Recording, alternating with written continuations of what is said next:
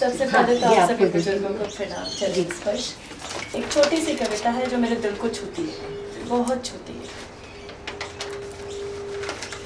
ऊंचे पहाड़ पर पेड़ नहीं उगते, बहुत सुंदर। ऊंचे पहाड़ पर पेड़ नहीं लगते, पौधे नहीं उगते, ना घास ही जमती है।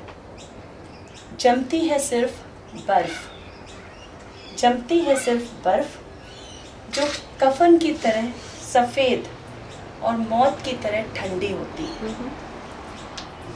खेलती खिलखिलाती नदी जिसका रूप धारण कर अपने भाग्य पर बूंद बूंद रोती है। जमती है सिर्फ बर्फ, जो कफन की तरह सफ़ेद और मौत की तरह ठंडी होती है। खेलती खिलखिलाती नदी जिसका रूप धारण कर अपने भाग्य पर बूंद बूंद रोती है। ऐसी ऊंचाई जिसका बरस पानी को पत्थर कर दे, ऐसी ऊंचाई जिसका बरस पानी को पत्थर कर दे, ऐसी ऊंचाई जिसका दरस हीन भाव भर दे, ऐसी ऊंचाई जिसका दरस हीन भाव भर दे। अभिनंदन की अधिकारी आरोहियों के लिए आमंत्रण है, उस पर झंडे गाड़े जा सकते हैं, किंतु कोई गौरैया वहाँ नीड़ नहीं बना सकती। ना कोई थका मांदा बटोही उसकी छांव में पल भर पलक ही झपका सकता है। केवल ऊंचाई ही काफी नहीं होती, ध्यान से सुनिएगा इसे।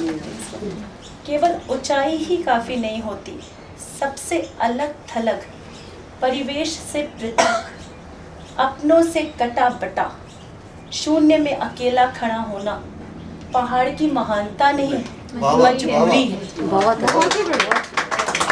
ऊंचाई और गहराई में आकाश पाताल की दूरी है, ऊंचाई और गहराई में आकाश पाताल की दूरी है। जो जितना ऊंचा उतना एकाकी होता है, हर भार को स्वयं ढोता है, चेहरे पर मुस्काने चिपका मन ही मन रोता है। जो जितना ऊंचा उतना एकाकी होता है, हर भार को स्वयं ढोता है, चेहरे पर मुस्काने चिपका मन ही मन रोता है।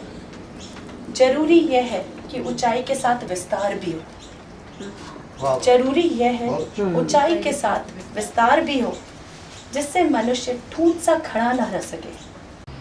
किसी के संग चले, भीड़ में खो जाना, यादों में डूब जाना। बहुत प्यारी लाइन से, मुझे बहुत पसंद है। भीड़ में खो जाना, यादों में डूब जाना, स्वयं को भूल जाना, अस्तित्व को अर्थ, जीवन को सुगंध देता है। भीड़ में खो जाना, यादों में डूब जाना, स्वयं को भूल जाना, अस्तित्व को अर्थ, जीवन को सुगंध देता है। धरती को बौनों की नहीं, धरती को बौनों की नहीं, ऊंचे कद के इंसानों की जरूरत है। इतने ऊंचे कि आसमान छू लें, इतने ऊंचे कि आसमान छू लें, नए नक्षत्रों में प्रतिभा की बीज बोलें। इतने ऊंचे कि आसमान छू लें, नए नक्षत्रों में प्रतिभा की बीज बोलें। किंतु इतने ऊंचे भी नहीं, किंतु इतने ऊंचे भी नहीं कि पांव तले दूब ही ना जमे। किंतु इतने ऊंचे भी नहीं कि पांव तले दूब ही ना जमे, कोई कांटा न चुभे, कोई कली न खिले, न वसंत हो न पतझड़, हाँ सिर्फ ऊंचाई का अंधड़, मात्र अकेलेपन का सन्नाटा। प्रभु से बस यही विनती है कि मेरे प्रभु मुझे इतनी ऊंचाई कभी मत देना, गैरों को गले न लगा सकूं, इतनी रुखाई कभी मत देना।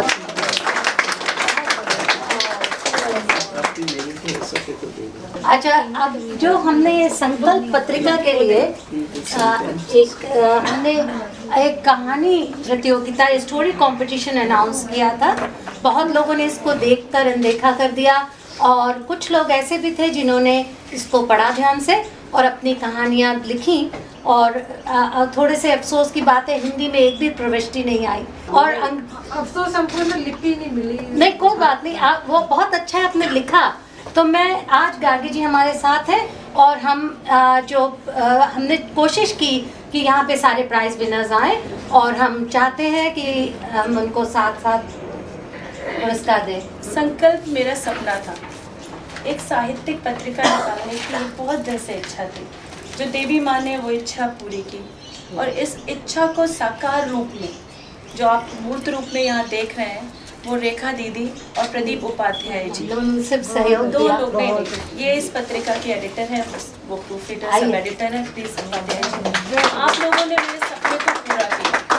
साथ ही साथ ग्राफिक डिजाइनिंग के लिए नीलेश काले जी ने भी मेरी बहुत मदद की।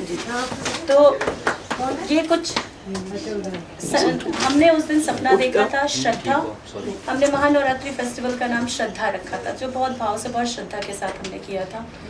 ये संकल्प एक साहित्यिक पत्रिका जो रेखा दीदी की कृपा से ये अब हम लोगों को और जितने भी हम लोग जो लोग लिखना चाहते हैं, अपनी बातों को दूर तक पहुंचाना चाहते हैं, उनकी बातें शायद इस माध्यम से हम लोग पूरे ऑस्ट्रेलिया और न्यूजीलैंड तक पहुंचा सके।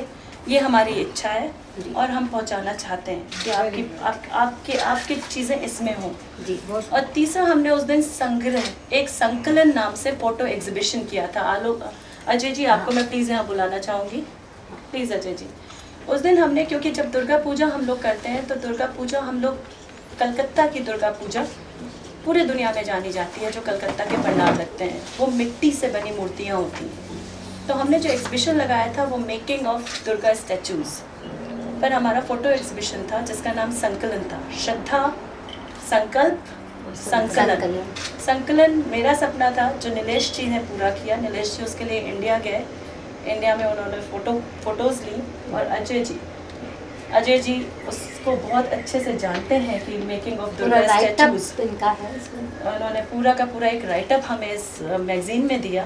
तो जो ये ख्याल, जिसे कहते हैं ख्याल, और जो ये सपना मेरे अंदर आया वो उस आर्टिकल को देख करके आया कि मेकिंग ऑफ दुर्गा स्टैचूज़, ये संकलन की एक चित्र है।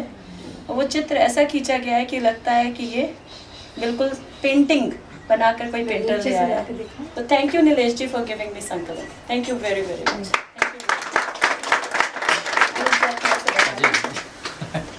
अच्छा, ये देखिए, ये नीलेश जी का काम है, उसमें से मैं भाग्यशाली भी थी कि एक मुझे भी मिली।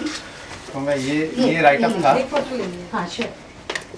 ये राइटअप था हमारा, और मुझे इस पूरी मैगजीन के अंदर जो सबसे अच्छी बात लगी है कि हर पेज के ऊपर एक देवी माँ का श्लोक दिया हुआ है। लोगों को पसंद आया और राइटअप भी काफ़ी अच्छा रहा, फोटोग्राफ भी काफ़ी अच्छे हैं। और सबसे अच्छी बात यह है कि इस मैगजीन में इतने कम टाइम के अंदर इतने लोगों ने, अच्छा क्वालिटी मटेरियल है और इतने लोगों ने इसके अंदर अपना जो साथ दिया है, दैट वाज अमेजिंग। आप लोगों ने जितनी मेहनत करी है लोगों को पकड़ने में, ये 5-6 दिन के अंदर, it is amazing, it's beyond imagination basically. ये एक आम आदमी के लिए बस का नहीं। इसके बाद मैं थोड़ा सा अपने राइटर्स को एक दो को यहाँ बुला लूँ। पहले डॉली ने एक राइटअप लिखा था आए, और एक राइटअप लिखा था शिखा ने। शिखा आप भी आए। अभी उसके बाद हम प्राइज डिस्ट्रीब्यूशन करेंगे। शिखा आए एक मिनट के लिए, और हम कोशिश करेंगे आपको जोड़े रखने की। और आप अगले इंडियन डायस्पोरा में आप जरूर बोले, लिखे हमें तो हमको लिख के दें। मंजू मित्तल जी प्लीज आइए।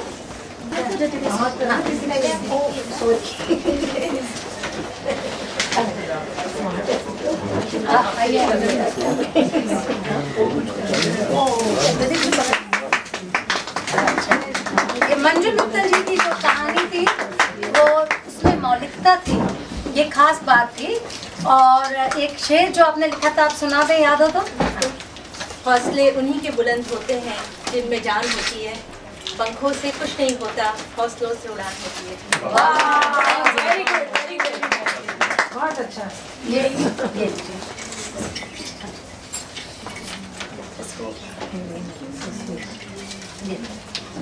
दीदी थैंक यू। हमारे सेकंड प्राइज विनर थी सुरभि केओ, जिनसे हम संपर्क नहीं कर पाए और वो यहाँ नहीं आ पाई। तो तो ये इनका था ये दूसरा पुरस्कार। सुरभि का है? सुरभि क्या है, और हमने उनको ईमेल दे दिया है और हमने उनको एड्रेस भी दे दिया है जहाँ से वो अपना प्राइस दे सकती हैं। और जो हमारी प्रथम पुरस्कार जिन्होंने जीता है वो है अनु छाबड़ा, और इनकी कहानी थी लिटिल दुर्गा, और ये पढ़ने लायक कहानी है। सिर्फ इतना बताऊंगी, 100 शब्दों में एक कहानी लिख पाना बहुत मुश्किल काम होता है। जो उन्होंने लिखा, अच्छी भाषा है और अच्छा उसमें अच्छा एक थीम है कि किस तरह एक नवरात्रि फेस्टिवल की शॉपिंग के लिए एक महिला जा रही होती है, अच्छी संभ्रांत परिवार की। अंग्रेजी में है, मैं हिंदी में सुना रही हूँ। और एक छोटी बच्ची, जैसे आपने देखा होगा बस स्टॉप पर सामान बेचती हुई घूमते हैं, तो वो सामान को कहती है कि एक डायरी ले लो 10 रुपए की है, तो वो उसको डांट देती है कि नहीं नहीं नहीं तुम हटो यहाँ से। तो वो साड़ी छू के उसकी कहती है कि 20 में 3 दे दूंगी।